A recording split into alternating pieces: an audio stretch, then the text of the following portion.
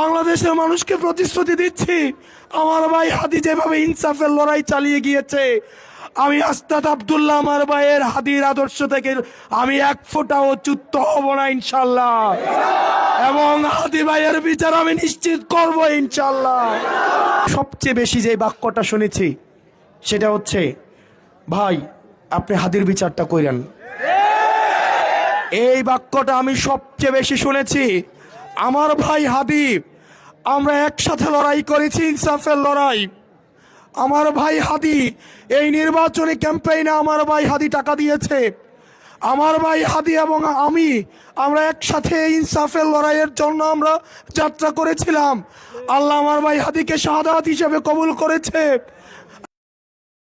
প্রিয় দেবিদ্বারবাসী, আপনারা আমাকে সহায়তা করবেন, আপনারা আমাকে সহায়তা করবেন, আমরা যেন একটা সুখী সমৃদ্ধ সবাই মিলেমিশে একটা দেবিদ্বার করতে পারি।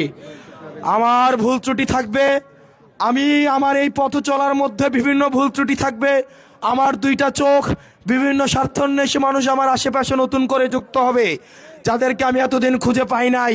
তারা আমার আশেপাশে এখন শুভাকাঙ্ক্ষী হিসাবে আসবে, তারা আমাকে বিভিন্ন পরামর্শ দিবে। আমার দরজা আপনাদের সবার জন্য খোলা থাকবে। যদি আপনাদের কোনো পরামর্শ দেওয়ার থাকে, আমি অনুরোধ করব, তরুণ বৃদ্ধ বাচ্চা যুবক যুবতী সবাই, আমার দরজা আপনার জন্য খোলা। আপনারা আমাকে আপনাদের পরামর্শ দিবেন।